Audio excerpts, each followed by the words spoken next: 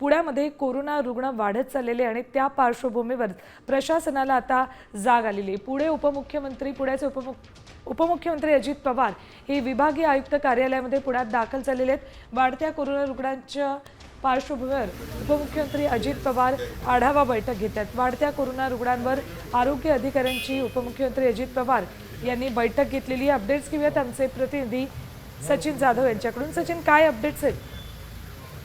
की पुण्यात गेले काही दिवसापासून कोरोना रुग्णांची संख्या जी आहे ती खूप झपाट्याने वाढत आहे आणि त्या पार्श्वभूमीवर पुण्याचे पालकमंत्री आणि राज्याचे उपमुख्यमंत्री असलेले अजित पवार यांनी आज सकाळी लवकरच पुण्यातील विभागीय आयुक्त कार्यालय या ठिकाणी आरोग्य अधिकारी यांच्यासह पुणे महानगरपालिका आयुक्त, दोन्ही महानगरपालिका पुणे आणि पिंपरी चिंचवड यांच्या अधिकाऱ्यांना या ठिकाणी बोलावलेलं आहे।